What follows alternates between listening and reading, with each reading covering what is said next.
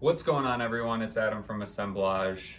We're back with our first of 3 parts in our wine subscription boxes. Like I said in the last video, or kind of cued to, this is not a sponsored video. These 3 aren't sponsored. I'm hoping I can get sponsored in the future, but I went ahead and I bought the 3 most popular, or the 3 most advertised wine subscription boxes on the internet: Bright Cellars, First Leaf, and Winc. I took the quiz, which I'll cue in now.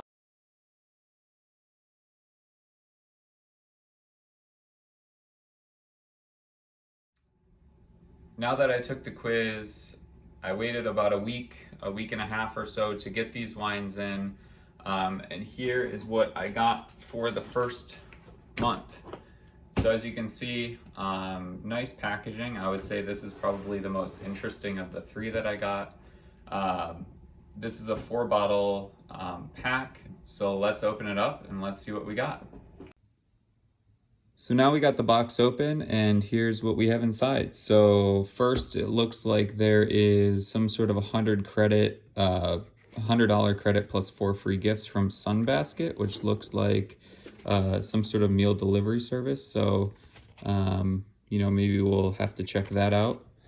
There's also a Winc welcome. So it's guessing, I don't know if they send this every time or if it's just something that they send for the first one. But maybe I'll show you guys some sneak previews of that later.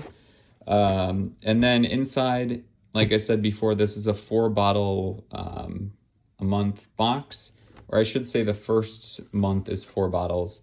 After that, they give you credits that you can use and pick out your own wines, but this is solely based on the quiz and the answers I got from the quiz. So let's check out what we got as far as wine goes. All right, so just gonna go through the wines that we received in this box, and then once I go through them all, I'm gonna get the whites cold, the reds down to cellar temperature, which is what I prefer to drink reds at. Cellar temperature meaning about 52 to 56 degrees. That allows the wine to kind of open up as it becomes a little bit warmer, but it's soft enough and not room temperature. I think my apartment's at about 72 degrees, so drinking wine or starting to drink wine at that temperature is not going to be overly enjoyable, at least for me. Everyone's different, but like I said, get them down to cellar temperature, open them up, and kind of see what we got. So we're gonna go with it's 2 whites and 2 reds. So we're gonna go with the white wines first. We've got Passarola Vinho Branco 2020 from Portugal. Let's see, it says, take a leap into the great unknown with Passarola, named for Portugal's fantastical balloon ship invented in 1709. So just looking at it, it doesn't say necessarily what grapes are in here. Might be Vinho Verde, could be some obscure white grape varietals. It is 12.6% alcohol. They do, so the cool thing, and I don't know that I've mentioned this before, but the cool thing about Winc, they actually source and make all of their wines. So they aren't buying wine from other people and adding it to their wine boxes. They actually produce and import all of their own wines, which is pretty cool. I believe they're the only ones of these 3 to do that. So like I said, first wine, Passarola Vinho Branco 2020. The other white wine that we have is Copycat Chardonnay. So Copycat Chardonnay, it's 2019 Chardonnay from California. It says Copycat is a new world take on a classic old world varietals. In this California Chardonnay, flavors of juicy pear and white peach meet undertones of citrus and forest that you'll want to enjoy right meow. Kind of a funny pun there. Just by reading that, I would say that this is probably going to be an unoaked or a neutral oaked California Chardonnay. This seems to be more of an old world, so probably no oak, or maybe they just use a little bit of oak to kind of soften the acidity and the freshness of the Chardonnay. So Copycat Chardonnay 2019 from California. I hope, just for my personal taste, that it is an unoaked Chardonnay or neutral oak. I'm not a big fan of those big oaky buttery Chardonnays. So the first red is GRN Grenache. So this is a Grenache from South Africa. 2020 is the vintage on this. It's from the Western Cape of South Africa, which is where most of South Africa's wines come from. It is far and wide expeditions. So far and wide explores varietals from around the globe, like Grenache, a grape of Spanish origin that has established a home in the New World region of South Africa. Pale in color, yet bursting with candied flavors of strawberries, cranberries, and cinnamon, this darling sings in the warmer climates of South Africa's Western Cape. It says 13.8% alcohol, which is right around where Grenache should be. You can see, and there's a little snake on the label, right, kind of blending into the GRN. It says the snake on this bottle is not sinister, but a symbol of the Zulu proverb. And then there's some words in Zulu, which translates to "there is no snake that forgets its home." Like the snake, the Grenache grape is a master of adaptability. Its roots are home in any soil. A reminder that with this wine, no matter where you are, you'll always find a home, which is a pretty cool message. So yeah, super excited to try this. Grenache is a really great varietal, and I haven't had a ton of South African Grenaches, so maybe this will kind of open my opinion up, or my knowledge up on South African Grenache. So the last one of this box is called Rosa Obscura, which is a 2018 red blend from California. See it there? Really pretty label. It looks like some sort of rose on the front. It just says it's a red blend, so I'll have to kind of look up what it could be. But on the back of the label it says, inspired by the deep swirling bloom of a dark rose, this blended red is lush with juicy berry flavors, a pleasurable, rich, full body, and smooth texture. 14.2% alcohol, so this is the highest level of alcohol of all the wines, so I'll probably try this one last. So yeah, not sure what's in here, so I will look that up. I'll get these chilled, and we'll be back to kind of taste through them. And again, depending on how you answer the questions on the quiz, your box will be completely different from mine. They make a ton of different wines, ranging from dry to sweet, and everywhere in between. So again, this is just my experience with the quiz that I took, and the 4 bottles that they sent me. So like I said, I'm gonna go chill these down, get these to cellar temperature, and we'll be back. All right, so we're back. We got the wines chilled, we got the red wines at cellar temperature, so let's just dive in. So we're gonna start with the Portuguese wine, Passarola, which is the 2020 Vinho Branco. And it's a blend of 2 native Portuguese grape varietals, Fernão Pera and Arinto. I believe I'm saying those right. 2 grape varietals that I've personally never tasted before, never had before. So I think it's super interesting that Winc is doing something like this. They're not just picking, I kind of assumed it might be Vino Verde, but they went the route of, at least this is how I take it, they're trying to get people to try something new, not just doing the same old that most other people are doing. So for that, I, cheers to them. So off the bat, the wine's super clean, super crisp smelling.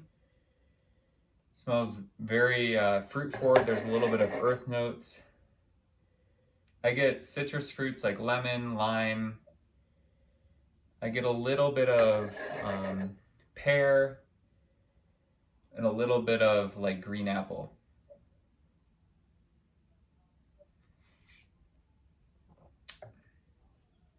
On the palate, very round, very lush. I'm definitely getting a little bit more like red apple, maybe a pink lady apple. There's not a ton of acid in this wine. Um, like I said, it's pretty round and lush, very fruit forward on the palate. Overall, really interesting wine. It's definitely something that I would recommend trying just because it is, like I said, two great varietals that I've personally never heard of before, never had before. But yeah, nice body, low acid, very much fruit forward.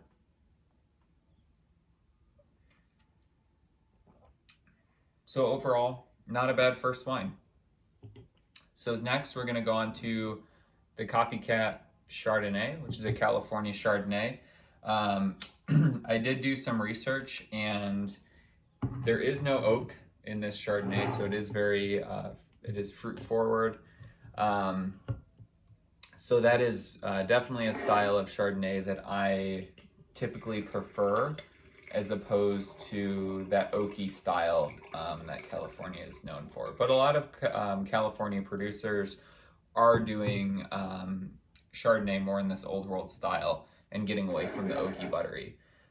So overall color, it looks like Chardonnay. It's got some yellow tinge to it. Really beautiful color. It's a 2019, so it's still a relatively young wine. On the nose, I'm not getting a ton of fruit characteristics. I'm getting a little bit more like earth, mineral.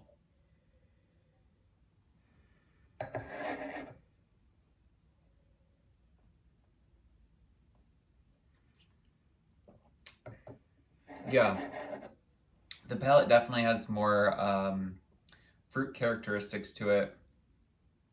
It definitely has a little bit of like underripe peach. It has some, maybe a little bit of dried apricot. Now that I'm tasting it again after smelling it, I am getting some of the fruit characteristics from the wine.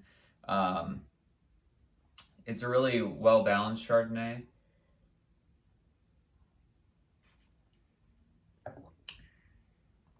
The acid's definitely higher than the Vinho Branco from Portugal.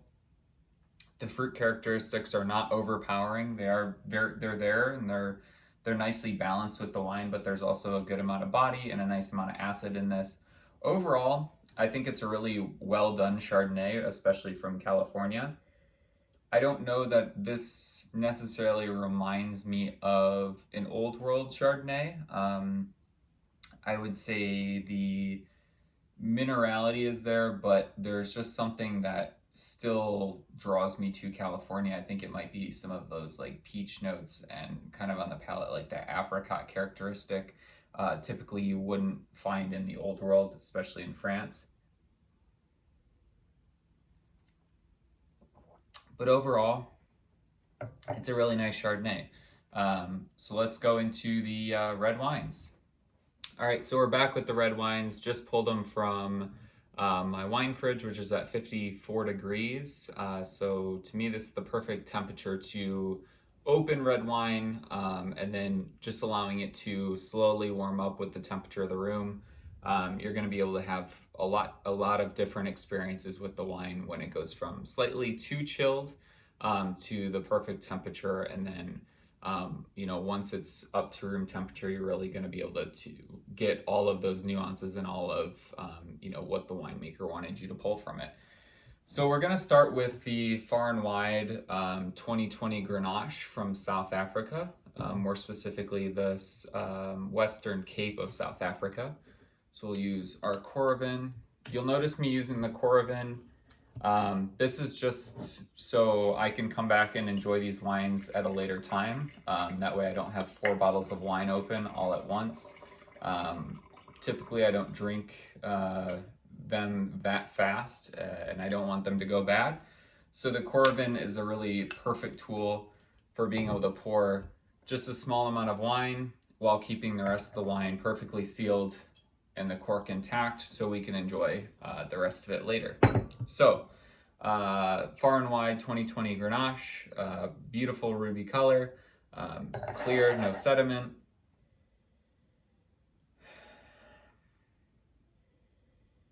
I'm definitely getting some strawberry, cranberry, a little bit of cassis, just the slightest bit of cassis, a little bit of blackberry.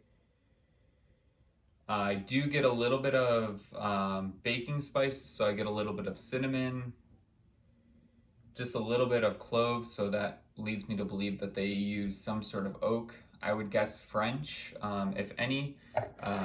Definitely not American in my opinion. It's definitely not oaky enough, and there's not a coconut quality that you typically get from American oak. Overall, smells delicious. Now let's taste it.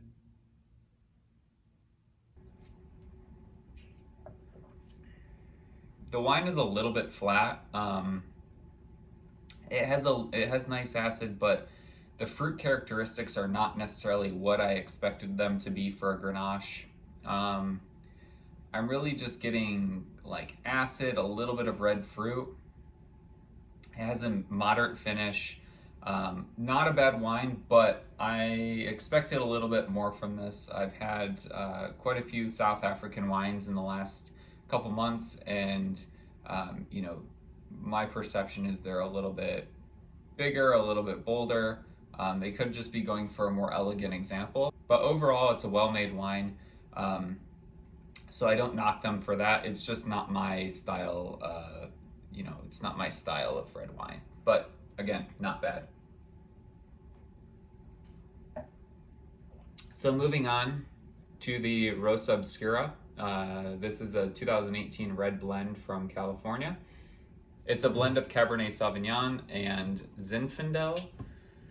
So I'm guessing this is gonna be a big California fruit bomb. I guess only time will tell.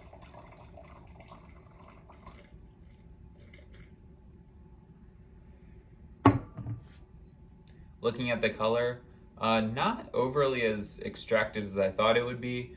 Has a really nice color to it. I would say it's leaning more towards like ruby garnet in color.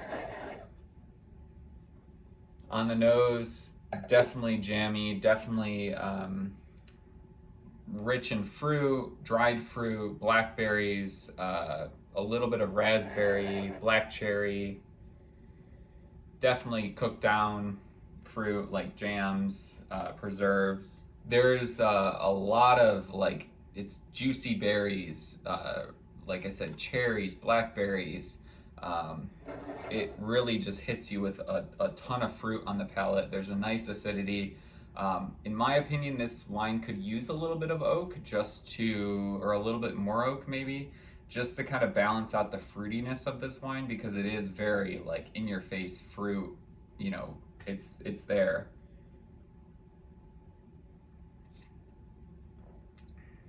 Yeah, it's not a bad wine. It's just a little bit too fruit forward. I tend to drink a lot more Old World wines, and Old World is a lot more elegant, a lot less fruit, a lot more earth. And this is very typical of a California Cabernet Zinfandel blend. Again, not anything wrong with the wine. It's just, and it's not sweet, it's dry, but it's just a little bit too fruit forward for me. So overall, my perception of this wine club, obviously this is just the first month. After the first month, and by the way, the first month was $32 after tax. You get like a discount, or there's a coupon code that you can use for a discounted first month.